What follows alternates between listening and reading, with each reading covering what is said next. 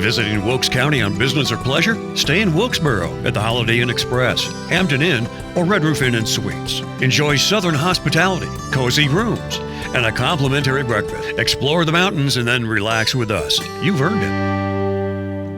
Closed captions for this episode of Life in Wilkes is brought to you by Deal Insurance Agency in Wilkesboro, an award-winning, experienced, family-owned and operated agency with service and coverage that goes above and beyond expectations. Gerald Lankford, good to see you again. Carl, it's good to see you, my friend. Here we are for show number 3. You know, there's a lot to tell in the story of chickens, isn't there? A lot to tell. We started out to get from 1900 to 2000. That's right. And we're just at 1960 now. Yeah. Well, we're making our way through it. Yeah, we're making our way through. Before we get into today's chicken tales, does a chicken have a tail? Yep. A chicken does have. Well, okay. All right. So, they got tail feathers. They have tail feathers. That's right. Well, before we get into the tale of telling their stories, I want to share something with you. So this is the Rotary program book. I want you to take that. Ken Welburn dropped that off this morning. He knew we were going to be in production today. And he said, you might want to share that with Gerald. He might get a kick out of that. So we you open it up and there it is. And there you are on the front page. Ken was telling me that you've been a Rotarian for over 50 years, right? Since 1966. So how many? So 66, almost 55 years. Yeah, 55 years or so. Wow. Yeah. I went in Rotary and the next month got married. Got married? Yeah. Did you marry I married Linda, right. Was she a female Rotarian or? No, she was. Okay. She approved, though. Right. Of you being a Rotarian. Oh, yeah. So that message of service above self, she said that meant her, right? That meant her, too. That's right. And that you were to take care of her, make sure that all right, well, that's good. Well, on the front page, the inside front page, the Rotarians, your fellow Rotarians wanted to honor you and put you right there and just say a few nice things about you. Well, so nice of them. They're such good guys. Said Gerald Lankford, who has been a Rotarian for more than 50 years, is one of our favorite persons. Oh, this is something I said. One of our favorite persons to be on Life in Wilkes. And the Rotary went on to say, Gerald has been a Rotarian for more than 50 years, is one of our favorite persons to have been interviewed 2 times, as a matter of fact, with more to come on Life in Wilkes series. Gerald has shared his firsthand knowledge of the history of the chicken business in Wilkes County from the perspective of his long career with Holly Farms and Tyson Foods, and going way before that too, right? Right. In addition, Gerald has been the pit master at Rotary Club Chicken Q for decades. How many years has it been around there? At least 50. At least 50, on the chicken coop? Yeah. Oh, my goodness. Yeah. How many people would you imagine that you provided lunch for with those chicken coops? 50 times 5, about 25,000. So chickens. So 25,000, you get a half a chicken? Yeah.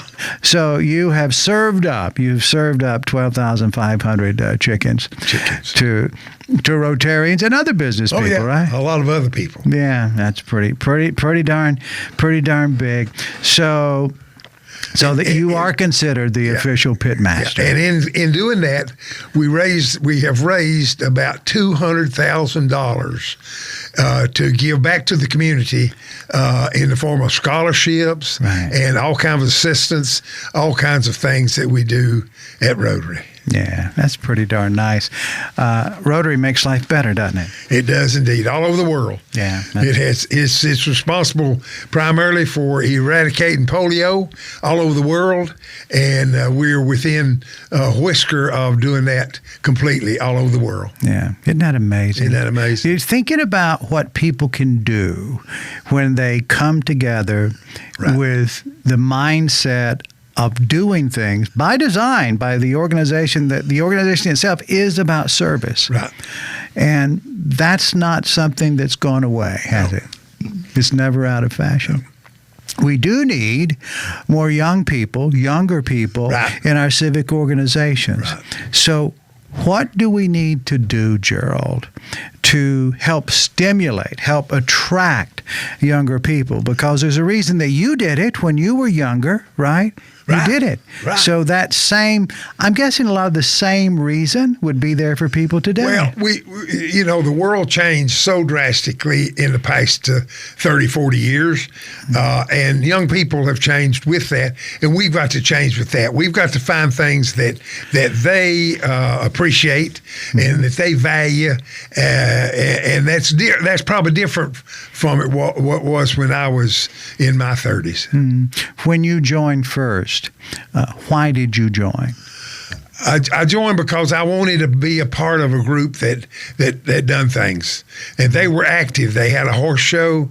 They raised money doing that. They had chicken queues.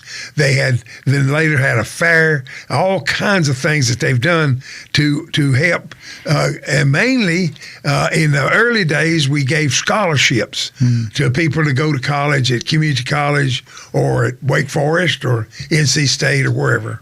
How are things that much different now? I mean, those people still hungry. They like to eat, right? Yeah. And education is always there and a need, and other civic needs being met. Maybe the idea is that people haven't changed so much. Everybody just gets so busy, and maybe regardless of our age, take a moment. You've got it. Rotary has a coin, right? Right.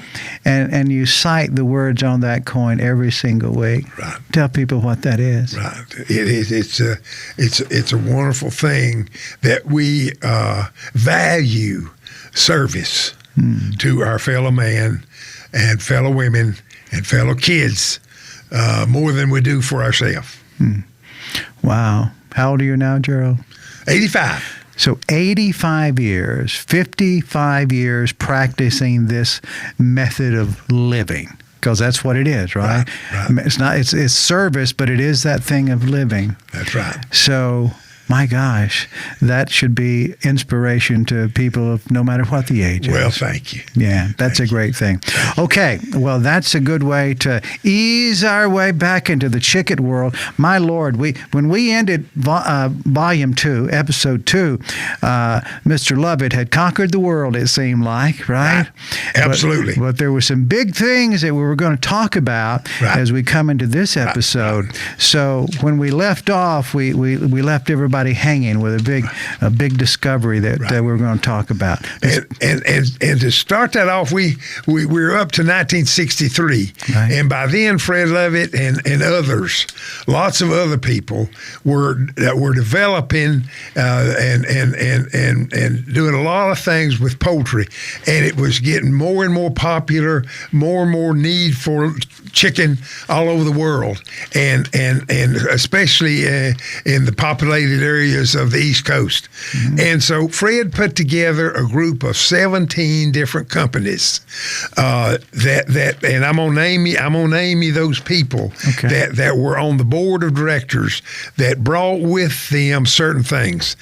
Fred had the dressing plant, and his wife Margaret, she was a genius of a lady, and she was the business person in that bunch. She knew how to do the taxes. She knew how to borrow money at the bank. She knew how to do all those things. And Rex, Fred's old next brother, him and Fred was in the business together, raising chickens, hauling chicks, like Fred started doing when he first got out of high school. And they had a feed store, and they caught chickens and brought them to the processing plant. Fred, as I said, he had the processing plant, and from that, everything rotated around that. There was two other people, Harry Murray and Arthur Upshaw. They owned the feed mill in Moxville, and the reason the feed mill was in Moxville is that it's on the main spur of Southern Railroad at the time, and and they could get 50 carloads of grain at the same time, and they brought it in, made chicken feed out of it, mixed it with a soybean meal and other ingredients, and they had the big feed meal. But that, did you say 50 carloads? Right. Now, we're talking train carloads. We're talking train carloads. So this is a massive amount of a product that's coming in to be processed, right? That's right. So that just gives us some sense of how big this is. That's right. I mean, 50 carloads. Was that a regular occurrence? I mean, regular occurrence. Okay. They bought them. They could get the most economical treatment for freight, and the rails, and they bought them 50 carloads at the time. Do you know where all that grain came from? It came primarily from Kansas and Ohio. Okay. And that's the grain producing area at the time. It still is. Right. Okay. The grain producing areas. But then after that, there was other people like Skipper Solomon. Skipper Solomon is the only person in this whole bunch that's still living. He lives in Arkansas. He worked his entire career at Holly Farms. He was just graduating from college in 1963, and his father had a hatchery and a feed store, and bless his heart, he died that year and left Skipper in charge. So Skipper took over and run the business, joined Holly Farms, and became part of Holly Farms for his entire career. In Arkansas? No, here in Wilkesboro. So here in Wilkes, okay. And in Richmond, and in Texas part of the time. Okay. Beyond that, there was a guy by the name of Vernon Church who owned a trucking company that took the trucks. He took the chicken from Wilkesboro and later Monroe and Richmond and Temperancefield, and hauled them to market, mainly up the eastern seaboard, Washington D.C., Baltimore, Maryland, Boston, Massachusetts, New York City. Those were the main markets in those days.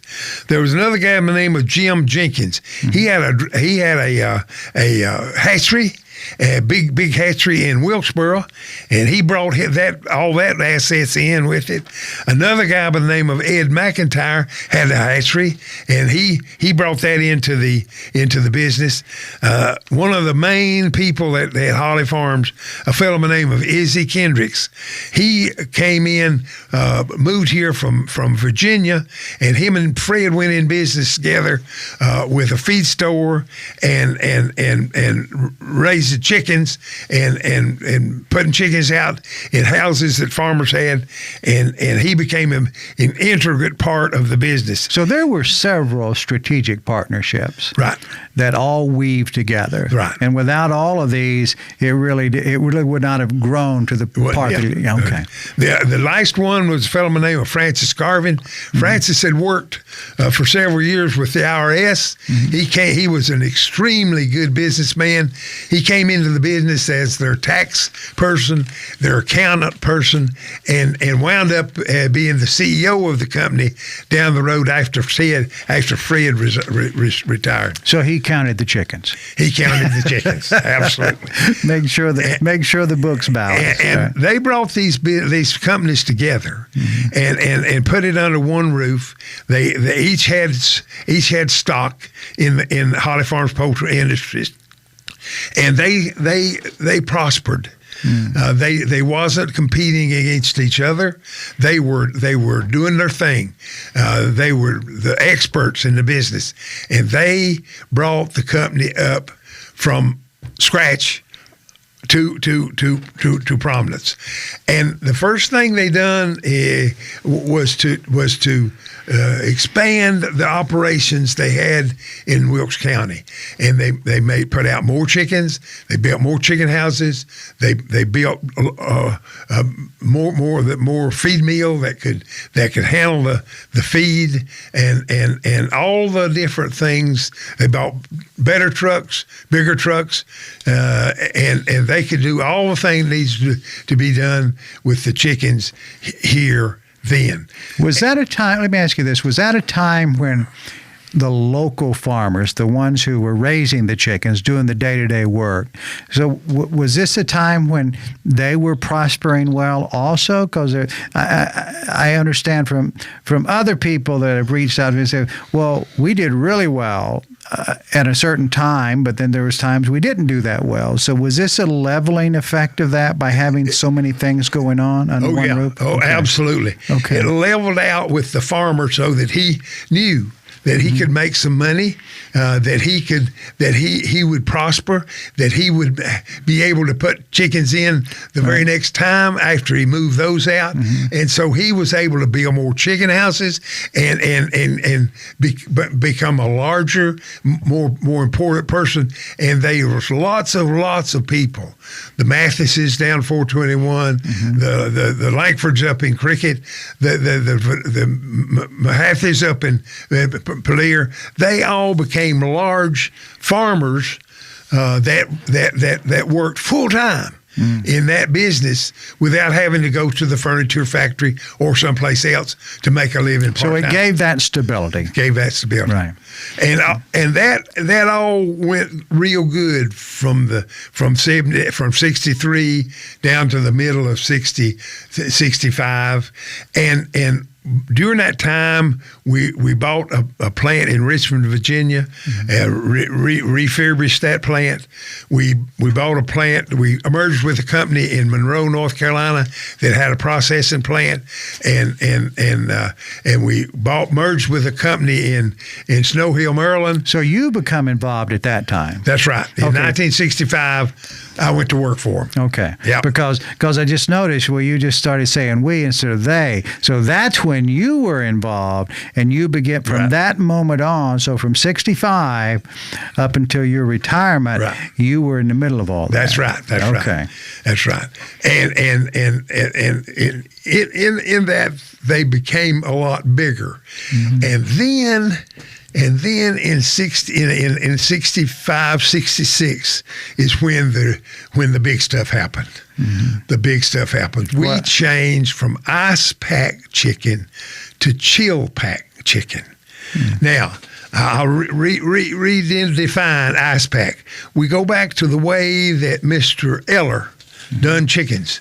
He killed them. He bled them out. He picked the feathers off. He put them in a barrel of ice. Now, this day and time in the early 60s, we was taking chicken. We was killing it. We was taking the feathers off. We took the head off, and we took the feet off, and we took the insides out. And we had government inspection that told us we had a product that was safe, that was not diseased, and it was edible, absolutely. And we put that. We took that. We had added one brand item to it. We had put that wing tag on the wing of that chicken, and we still put it in a box. We didn't put it in a barrel. We put it in a box, and put ice on it. Put it on a truck. Iced that truck down, and it had a refrigerator unit on it, and we could take that to California if we wanted to. Right. We primarily took it up the East Coast, and that was ice pack chicken. And Fred Levitt had an idea. He had a big idea. I mean, revolutionary idea that has lasted until today, and will probably last another 100 years. He, instead of packing that chicken in ice, he would cut it up, put it in a package. He would deep chill it. He didn't freeze it. He deep chilled it down to 26 degrees and put it in a box. And before that, he run it through a scale. He weighed it. He labeled it. Whether it was breast, or thighs, or cut up chicken, or wings, or whatever it was. Put that in a package. It may be a whole chicken.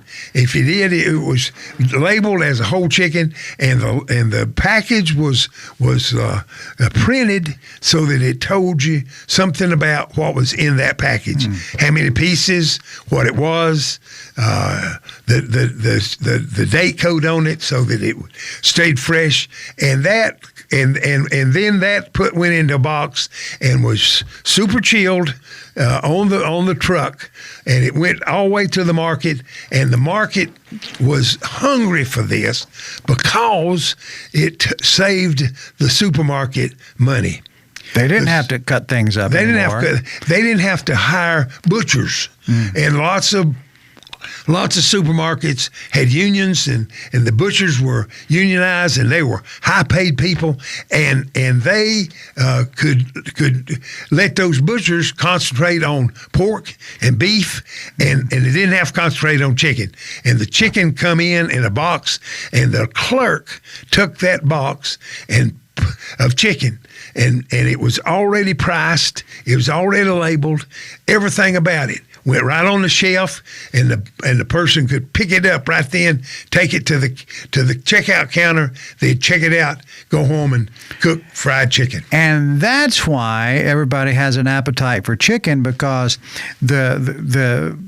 it literally got put on the shelf rather than having to go through the butcher's hands, right? That's right. So it really would have been a less expensive option. I don't like to use the word cheap, but the cost would have been less because less handling. That's right. Okay. That's right. Do you think that's a big part of it? Why chicken became, I guess, king, right? king of the meat on the table. Of the protein. That's right.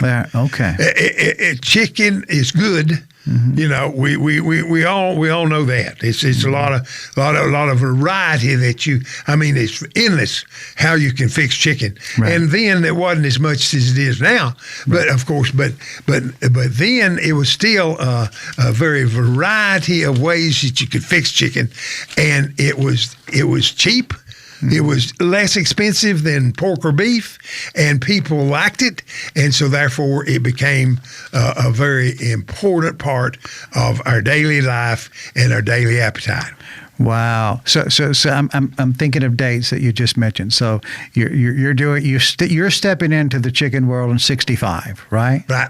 65, and that's thereabouts when you started doing the chicken coups for your Rotary friends, right? Oh yeah. So you were. Let me ask you this: so the chicken that you were putting on the grill to cook, was it the chicken that was pre-cut, or did you have to cut it up? Oh, it was pre-cut. Okay, so you were able to take advantage of it in that time period. Absolutely. Okay, Absolutely. So you might have waited a few years if you had to sit there. That's right. and cut it all up, right?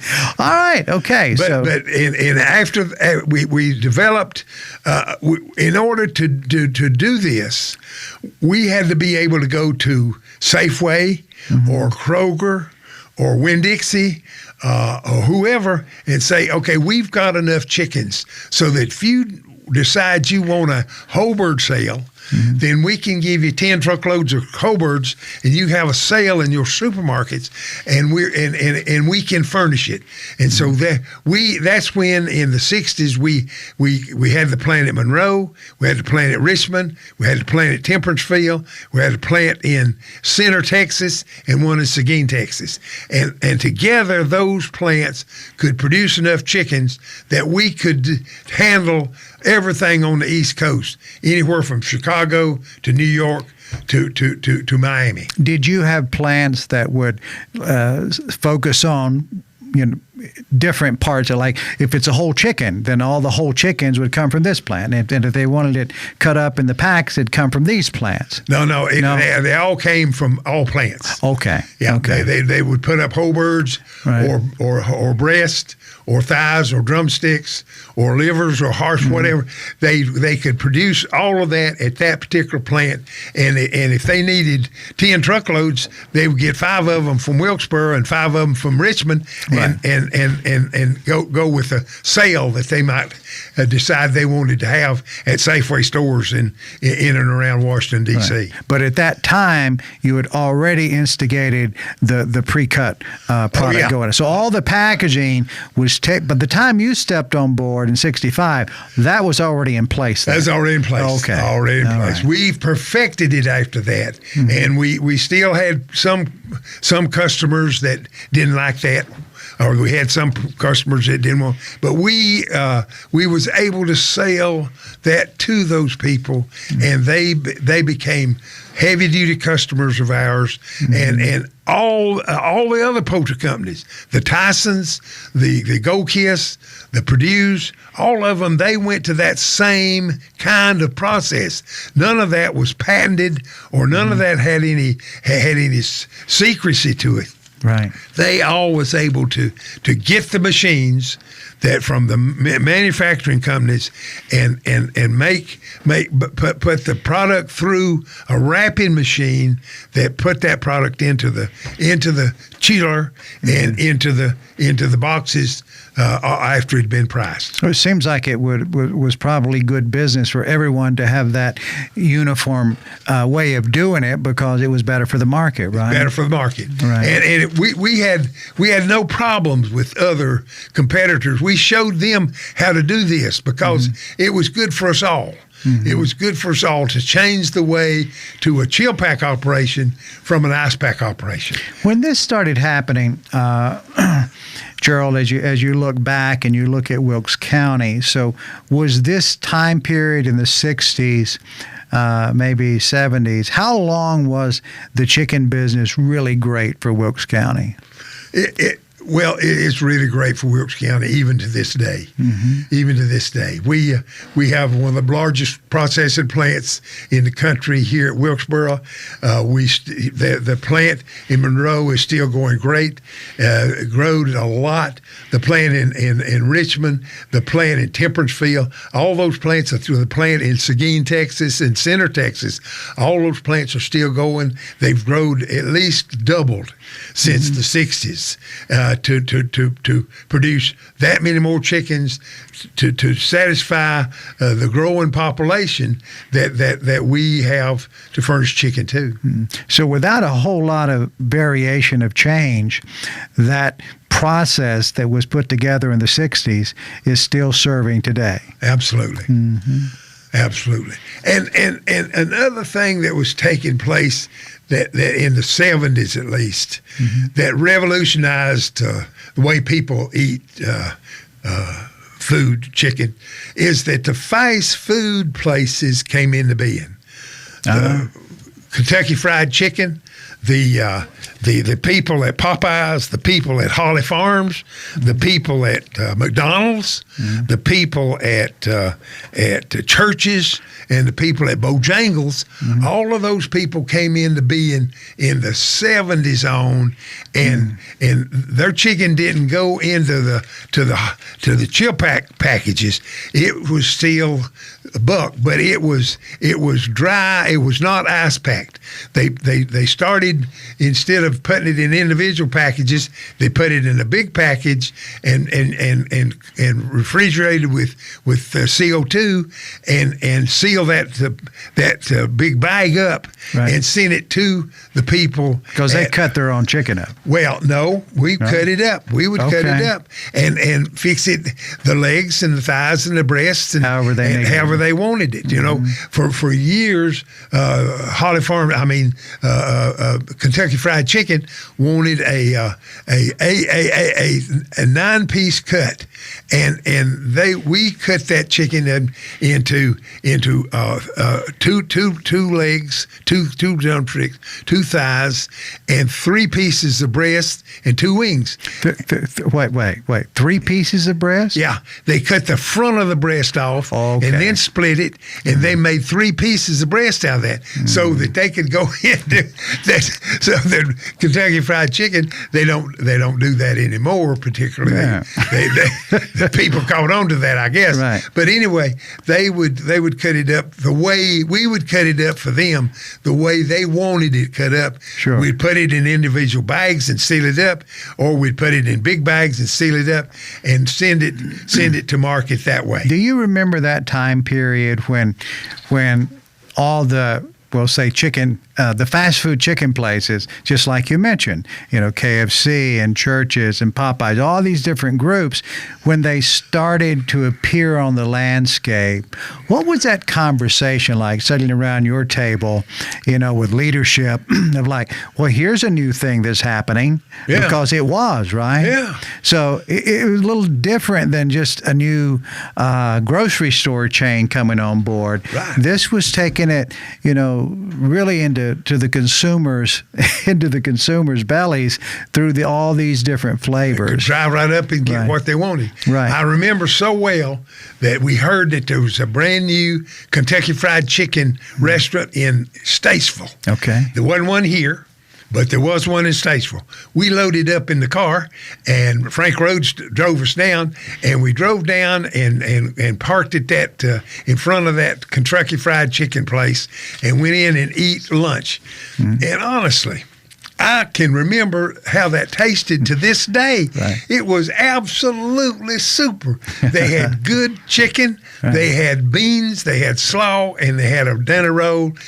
It was just so good. And I mean, it didn't surprise me a bit that today there is 30,000 Kentucky Fried Chicken restaurants worldwide. Wow. They go to Australia, they go to China, they go to Russia, they go all over the world. The Kentucky Fried Chicken is welcomed all over the world. Wow. Did they start out, I know they had the chicken, were they doing chicken livers then too? Yeah. Okay, from the very beginning. Let me tell you about I met Colonel Harlem Sanders in I don't know what year, but he worked his whole career at the post office. He was a postal worker, and at age 65, he retired. And him and his brother decided they had a little bit of life left into them, so they opened up a little restaurant and over not far from Knoxville, Tennessee. And they opened that restaurant up, and they had all kinds of things like hamburgers, hot dogs, and fried chicken. But the fried chicken just was better than anybody else's. And Colonel Sanders had developed a breading made up with I think it's 12 different spices. Secret spices. Right. Yeah. And he made that up, and he had 2 or 3 restaurants, and he sold that restaurant to a fellow that I can't think of his name, but he later became governor of Tennessee, and he went to work for them and was their spokesperson through the years, and they went crazy. They went wild. And let me tell you the other thing that comes into that. Holly Farms in Wilkesboro, North Carolina. Right. We decided we wanted in the fried chicken business too. Oh, so that was an actual company store that was in Wilkes County. Absolutely. Okay. We built stores in Virginia, in Washington D.C., in Maryland, North Carolina, South Carolina, and Arkansas. Oh. At the time we decided to go out of that business, we had 250 Holly Farm fried chicken places. Why'd you quit? We had the best chicken and the best holly taters that anybody had ever thought about. But this was the only thing that Fred Lovett and I ever thought was he made a mistake with. But instead of doing franchising like everybody else, like churches, Bojangles. They were all company stores? They were all company stores. Oh, wow. And that cost a lot of money for the real estate, for the buildings. The employees was ours. We had to pay all the benefits and all that. And it wound up that we just could not compete with the people that had franchised those businesses.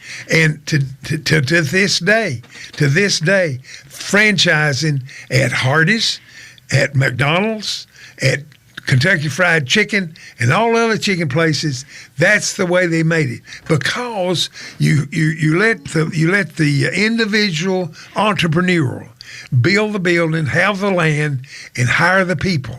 And then you tell them exactly what you want your product to be like. Mm-hmm. And he has to sign an agreement that he will do that. And that franchise works that way. And it still works that way to this day. Wow. Wow, Gerald, you've got our emotions all rattled up now. We're going to have to stop for now. You got time? We need to go over to KFC. You want some thighs? We'd like to have some. Let's get a bucket of thighs. The liver dinner is the best. Oh yeah. Wait, is it Wednesday? That's tomorrow. Wednesday's tomorrow. We'll have to get some liver tomorrow. Gerald, hey, great story. We got stuff to talk about next time, right? Oh yeah. We're only up to what, mid-70s? Well, that's just about 70-some. Yeah, all right. Yeah. 70, 89. We got 30 more years to go. Yeah, we got to talk about Junior Johnson. Oh, yeah. We got to talk about... Did he like chicken? He loved chicken. He loved chicken. Yeah. Junior Johnson was a chicken grower. Yeah. And the only job he ever had in his life was growing chickens and making liquor. Right. And driving a race car. Right.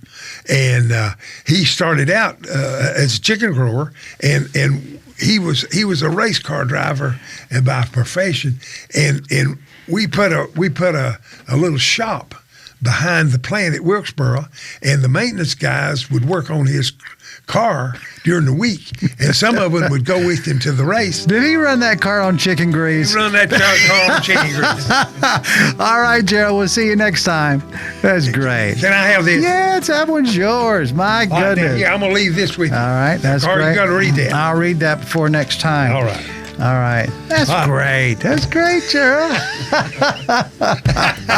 I'm having the most fun I can have. Oh, my goodness. In my life, I believe. Thank you for spending time with us on Life in Wilkes. We value you as a viewer and appreciate when you share the show with your friends and family. Be sure to bookmark our channel and join us again on the next episode of Life in Wilkes.